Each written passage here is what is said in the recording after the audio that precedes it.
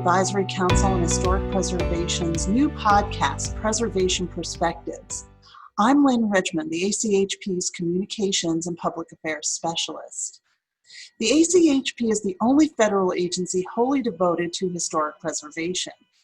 Our mission is to promote the preservation and productive use of our nation's diverse historic resources and advise the President and Congress on national historic preservation policy. The ACHP is committed to building a more inclusive national preservation program and to engage youth in historic preservation. We will be talking to the people in the historic preservation community to identify the issues, inform you about the latest trends and happenings, and encourage everyone to get more involved with historic preservation. This week, ACHP Chairman Aimee Jorjani spoke with Colorado State Historic Preservation Officer Steve Turner shortly after demonstrations in Denver left the History Colorado Center damaged due to vandalism. Steve talks about how they're faring as they continue to deal with that, and also the shutdowns due to COVID-19. Now, here's Chairman Jorjani with Steve Turner.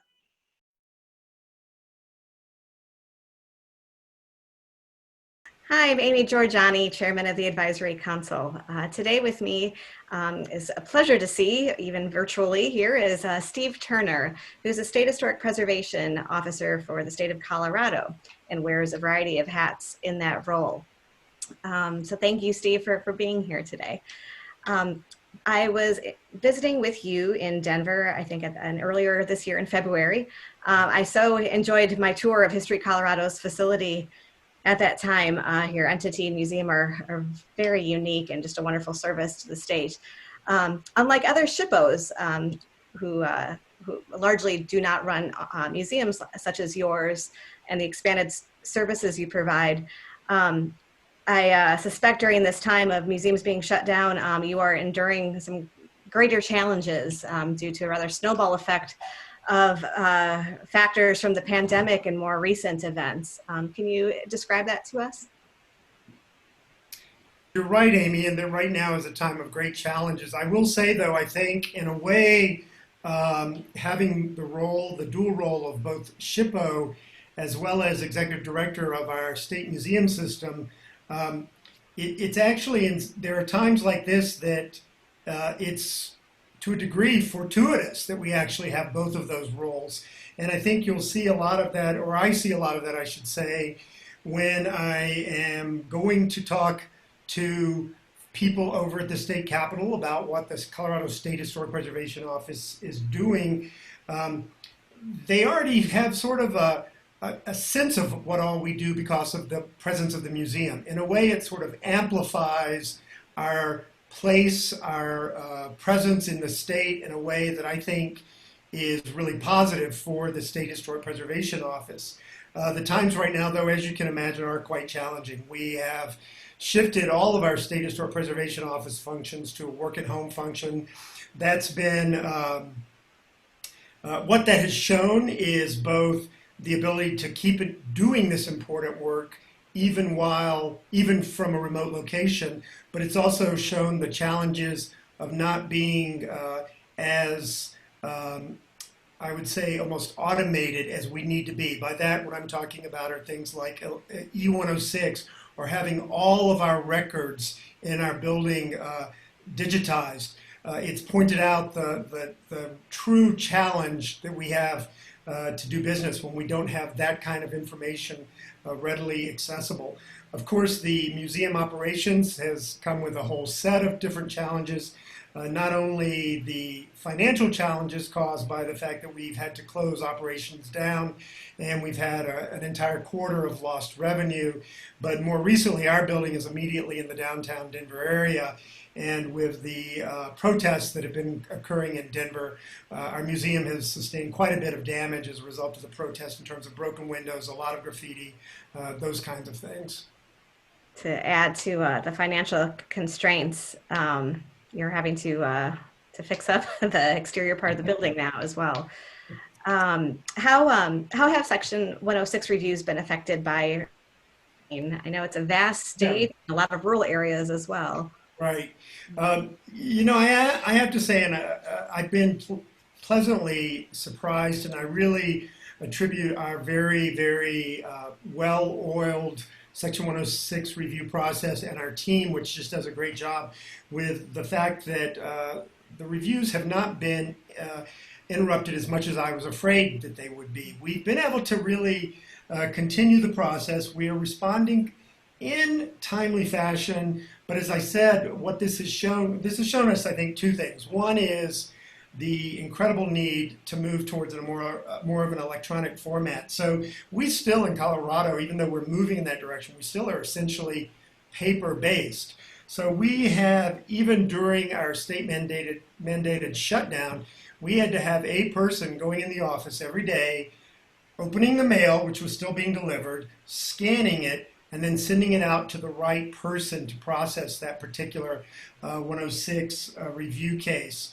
So again, I think what we learned is we can do this work remotely. It is greatly benefited by having a more robust electronic review process, and also that the process can, even under sort of the duress that we've been experiencing the last few months, the process absolutely can go forward. I know initially there was a lot of sort of hand-wringing from our end on should we be just, basically closing up, saying we're not able to continue to do this important work because of the constraints we have, but we found that to absolutely not be the case, that we were completely able to continue in a timely fashion completing Section 106 reviews. That's great to hear. Do you accept anything related to 106 digital as through any type of email system or? That's a great question. Prior to the shutdown, we were still 100% paper-based.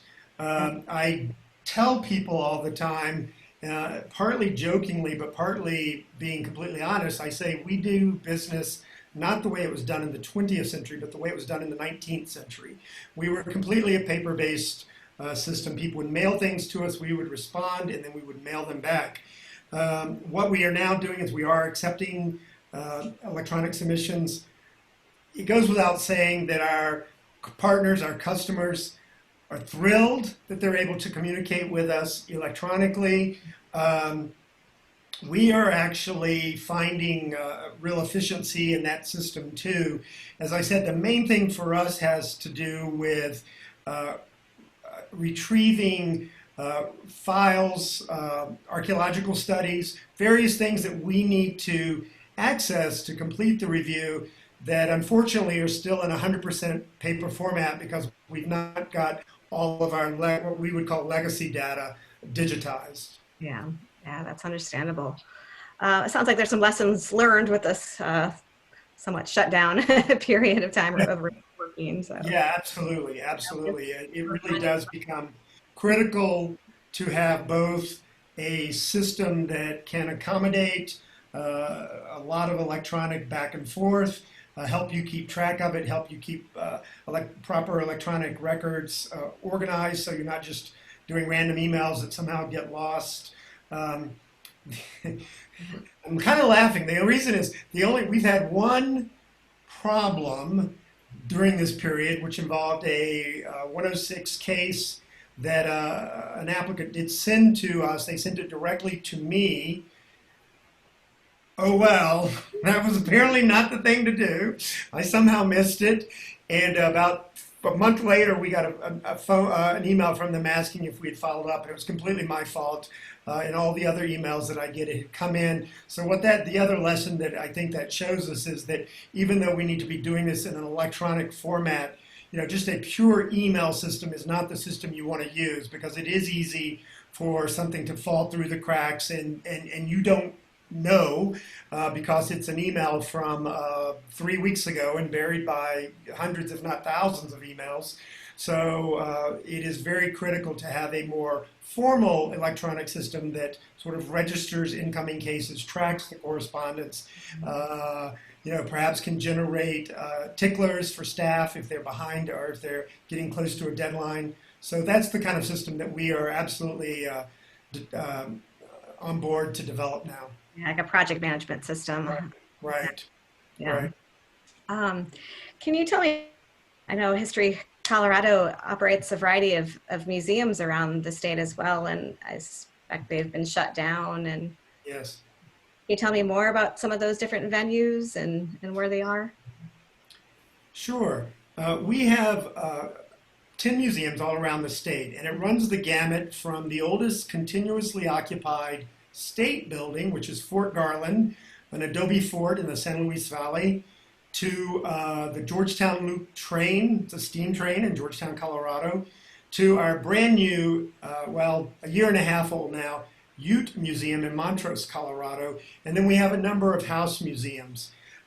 They are they're great assets to the communities they're in because they not only serve as tourist attractions, but also ways for local school kids to learn the history of their region. But they really have become community gathering spots. We have a lot of activity, a lot of things that go on in our community museums where people are really celebrating their heritage. There are two things in particular I want to highlight. Colorado, our rural areas, especially our eastern plain areas, are really economically struggling now. And a number of those rural eastern plain areas of Colorado have had to go to 4-day-a-week school systems. So at our community museums now, we now offer on Fridays what we're calling hands-on history. It is a full day of activity where if you have a school-aged kid and now that kid has nowhere to go on Friday, you can drop them off at our museum. A number of the students there are eligible to receive free lunches, which we provide. It's a very, very cost-effective program. And it not only meets this incredible need of parents to who usually have, if one or two parents who both have jobs and they have to have some place to have their kid be safe for the day, and in these rural communities, childcare is not that readily available. We not only provide that childcare facility in our museums, but we also are growing or budding a lot of future historians, people we're engaging in them in history and helping them to develop a real love for history because it is very much a hands-on experience. So I think that's an incredible thing that our museums are doing. The second thing that I wanted to mention is our house museums particularly. House museums are not, and I think it's fair to say, are challenged right now because the public is not as interested in house museums as they were maybe a few decades ago. So our house museums have been working really diligently to find new roles for themselves, to make themselves more relevant to contemporary issues and contemporary concerns. So for example, the Byers-Evans home, which is a house museum here in Denver, is now the Byers-Evans Center for Women's History. It's still a house museum, but we have done quite a bit of programming there around lectures and exhibits around women's history. We have a series of fellows, Byers-Evans Women's History Fellows, who are doing research in women's history. And then this past year, with the 100th anniversary of the 19th Amendment, the suffrage movement, we really just amped our programming up around that because one of the things a lot of people do not know, Colorado is the first state that by legislative fiat, women worked for and earned the right to vote. So Wyoming was a year ahead of us, but they were a territory. We were the first state. And so that's one example. And then our museum, our house museum in Leadville, Colorado. Leadville is an extremely historic town, again, economically depressed, and we've repurposed that to become a preservation training center. So we have someone there who is now offering courses. These are intended for anybody, but from a person who has a historic house and they want to learn how to better take care of it to a contractor. So we're doing courses on window restoration, masonry, repointing. We're going to be offering courses on adobe construction. So that's a new focus for that house. So we're really working, I think our museums are not only relevant to the community, but the staff that manages them are just doing an amazing job finding new and relevant missions for those house museums. Talked about adaptive reuse for the house museum we knew them as.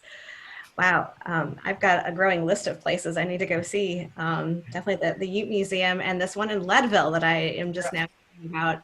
We just launched our trades training task force Oh, Thursday last week, and would definitely like to. I feel like you're the only SHPO that I know that actually is engaged in activities along those lines. So that's really fascinating to hear. I'd like to say one thing about the trades training, if that's okay. Of course. So I'm an architect by training, so obviously I um, care a lot about the trades. One of the things that why this is so important to us is our grants program. We're very lucky in Colorado because of our grants program, and we're able to fund a large amount of brick and mortar work. And what we do know is that in rural areas, it is very difficult to find contractors who have been sort of introduced to preservation theory and understand the proper way to engage in preservation trade. So that's one reason why we think this is so important, really to serve not just the metropolitan area, but really more rural Colorado in a sense. And along those lines, it appears the Great American Outdoors Act may be getting a vote in Congress soon to address the National Park Service Yes. and our federal agencies' maintenance backlog, in addition to permanently authorizing the funding the Land and Water Conservation Fund. Can you tell me how this might benefit Colorado's historic resources and what it would mean for the State Historic Preservation Office? This would be huge for Colorado. My first job, I came to Colorado 26 years ago, and I came here to work as a historic architect for the National Park Service. So I have firsthand experience with the state of repair, deferred maintenance in our national parks. We have some of the crown jewels here in the system here in Colorado, certainly Mesa Verde, World Heritage Site, Rocky Mountain National Park. Some of the smaller park sites, we have everything from dinosaur to fluorescent fossil beds, but across the board, they all suffer from deferred maintenance of the incredible historic sites that are resources that are in them. This would be, I kind of say that in a way, this could be our WPA of the 21st century. And what I mean by that is not exactly the WPA model in terms of putting people to work during the Depression, but what I'm talking about is how we here in Colorado, and actually people from all across the country, to this day, receive incredible benefit in our national parks from the wonderful work that was done by the WPA. And that work is such an incredible gift to the country that it is imperative that we preserve it for the future. And so in Colorado, we have beautiful scenic log structures. They may be ranger cabins, they may be maintenance sheds, but they're beautiful works of art. We have incredible stonework that makes up many of the trails going through our parks. We have the unbelievably beautiful Pueblo Revival architecture in Mesa Verde. All of that work needs to be kept for the next generation after that, and without proper maintenance, that's going to be impossible to do. So it's huge for Colorado. From the SHPO perspective, of course it means some additional reviews and additional work, but that's work we will gladly take on because it is so important that we save these places. We will work with the Advisory Council, with the National Park Service, to be sure that we're meeting our responsibility and to do it, as well as we can. That's an exciting prospect. It'll be interesting to see how that progresses. But what a dream that would be for all the resources that are in a state like yours that does comprise of a lot of federal lands. Are there any other projects in your vast and diverse state to highlight? Well, we've been doing a number of projects around through our absolutely incredible state historical fund. We're very fortunate here in Colorado to have an unusual funding source that helps us with preservation grants, both brick and mortar as well as education. And so we this past year have undertaken through the State Historical Fund grants related to increasing diversity on the National Register. We have a grant that is looking really at sites in Colorado associated with the women's suffrage movement. We have a grant in Colorado that is looking at sites specifically associated with the Green Book, the book that in the prior to the civil rights era would give direction to African Americans as to where they could safely travel and find a place to eat or a place to stay.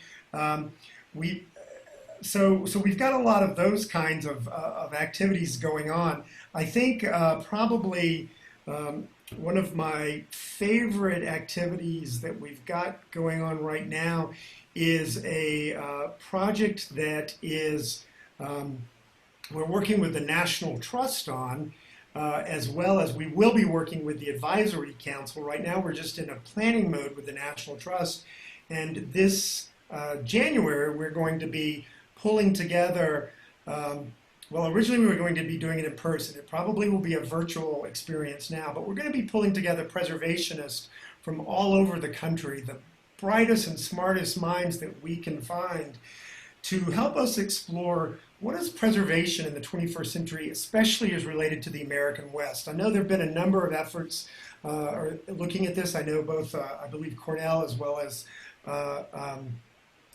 Tulane have been doing some work around this area, and I think what they've been doing is great. We think we've got a little bit different, some different challenges here with our great, vast, wide open landscapes, and we want to talk about what does that mean, what's the best way to move forward in preserving those. So I'm looking forward to pulling all of those smart folks together to help us figure out how to move into the 21st century. Oh, wow. That sounds exciting. Somewhere here. Oh, here. In fact, it's right here. I've got the book that you recommended to me. I hope you enjoyed it. It turned out there were a lot of things going on out here when we were busy dumping tea in the harbor back east. Right. West of the Revolution. So yeah, you can't forget about that history out in the rest of the country for that matter. That sounds exciting. And I understand you teach several graduate courses as well, and I know you've been involved with the America Youth Summit students for quite some time now. Mm-hmm. You're really doing a lot to train the next generation in addition to this effort. You know, I think that is actually one of the most important things as the State Historic Preservation Officer I can do. I'm really lucky in that there has been an incredible proponent of this out here. Her name is Ann Pritzloff, and she has really worked with our Youth Summit program. And through that program, we have taken several thousand kids from Colorado's school systems and taken them to various national parks and other historic sites around the country. This is a partnership with us and the National Park System, National Park Service, and we've taken folks around and engage them and learn using those historic sites to learn, but also to have them help us learn, to have them tell us, how do we make these places more accessible and more meaningful to kids today so that they'll grow up loving them and hopefully being good stewards of them.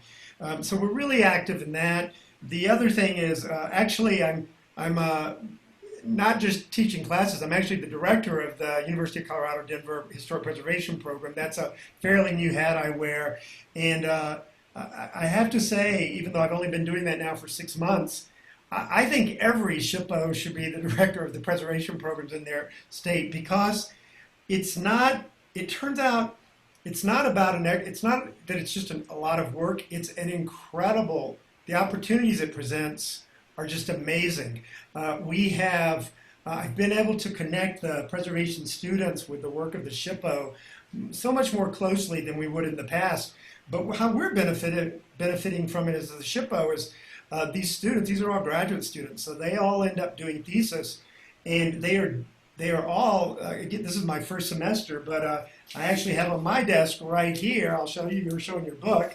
This is a study that was just done by a student on the architecture of Eugene Sternberg. He was a well-known Colorado architect. We have a number of his buildings on the National Register, and this is just an incredible amount of context around this architect when we were ready to do the next National Register nomination. And rather than us hiring a consultant or having a staff member do it, we had a student do this, and it's great work. We also real experience for them. Yeah. I had a student who wanted to do some surveying, and it was just one of those things that, kismet. About 2 weeks before I met this student, I had gotten a phone call from the town of Littleton, Colorado. They had, in their downtown, they were looking for someone to do some survey work. This student needed some survey work for a project. We put the two of them together. It's worked beautifully. So it's not about it being more work. It's about it just creating all kinds of opportunity that even I didn't imagine when I started. Oh, wow. Yeah, and you're usually about one or two steps ahead of everybody else. So No, but there are great SHPOs out there. There are quite a few. Most of them I look up to quite a bit. I've learned a lot from my colleagues out there. yeah, it's a neat network of folks. I guess just try to kind of wrap this in final question here on the state of the country with this pandemic and all these closures and creativity that's been required to operate the way we are. But you've got the perspective both from state government and as well as like kind of the nonprofit museum historic site side. You're kind of unique in that sense to other folks we've spoken to. What you've witnessed and endured. What can people do to support your efforts in this? I think there's a couple of answers. There's sort of different perspectives to that question. I would say people have been extremely supportive. I first want to just talk about sort of a physical support of us almost. And I'll tell you what I mean by that. And then, of course, at the end of the day, it's also always about show me the money, right? And about that aspect. But we have found in doing 106, our colleagues, our customers have been very responsive to understanding that things might take a little bit longer, being very checking in with us when they don't hear from us in a timely fashion. We get an email, which I actually appreciate, saying, hey, just checking, make sure you got this email. Are you guys working on it? So they're kind of helping us get them through the system, which is really, really helpful. We did, as I mentioned, on an unrelated subject, our museum, our downtown museum suffered over the last few days quite a bit of damage. And there were two things that happened that just really touched me. We were down there, myself, a bunch of the staff were down there Saturday, literally boarding up windows and covering things to prevent further damage and graffiti. And this family is coming down the street, this just cute little family with these two cute little kids, little boys in a wagon. The dad's pulling them in a wagon. And they get in front of our building and they stop. There's a wall that just has some really, the graffiti is some pretty rough language on the wall. And the family stops right in front of that. The two little kids get out of the wagon and they go over and they start picking up our broken glass out of the sidewalk. I couldn't believe it. And then I think it was yesterday, we have a buffalo statue in front of our building, and I look out the window and there's a guy scrubbing graffiti off of it. So I go down to thank him, and he says, I'm a teacher. I just had to do something. So I think those things are incredibly powerful, and it's important to remember at a time when it is a tough time like this, that at the end of the day, I think, the human spirit is still good. The human soul is good, and there are really good things happening out there. Not to be crass and make this about money, but I can tell you that I'm sure this is the case with other SHPOs too. The state funding has just fallen off the cliff. Colorado, like many states, is required statutorily to have a balanced budget, so we cannot operate in a deficit. So the federal support is critical to us continuing to do the jobs that we're doing. We're hopeful that there can be, and I believe there may be one more, possibly maybe one more Recovery Act. I would love to see some assistance for the SHPOs in the Recovery Act. I know there's also a proposal out floating around for federal assistance to help SHPOs develop electronic systems and also to digitize legacy data. That is critical. We're maybe we've been talking about this for a while in Colorado. It took us a while to get the state funding, but we know what we have in hand is not enough to complete the system, and I think we're a little bit further ahead than probably about half the states. States are going to need financial assistance if we're going to build systems that are robust and that can allow us to quickly pivot from an office environment to a work-at-home environment. So those are the things that I think would really be very, very helpful right now to SHPOs. Mm-hmm. Yeah, just bringing it up to the 21st century, as you mentioned earlier too. But the other unfortunate thing too is the revenue source for the state historic grants that you have within Colorado. So unique to Colorado. That's not incurring funds at the moment. Right. No, absolutely. We are, again, I say we're unique. We have an unusual funding source, which is we have gambling in 3 cities in Colorado. We receive 28% of the tax revenue. And what that means is that we normally have about an $8 to $9 million grant program every year for historic preservation. That's extraordinary. We know how lucky we are. We do not take that for granted at all. With COVID and the reduction of and the need to close down the casinos, we expect our grants program to take a significant hit next year. We know both our museums as well as our state historic preservation fund are looking at an approximately 40% reduction in funding. So it has been quite a challenge. We've been working very diligently with the state legislature to fill some of that gap so that we can continue to do business and can continue to keep staff, as much staff as possible on our payroll, but we know that we will have significantly less resources to do the things next year that we need to be doing. You know that already. And in a similar front, I can imagine that tribes are in a lot of similar situations too with that type of lost revenue and what funds their historic preservation offices and other ones as well. Yeah. Yeah.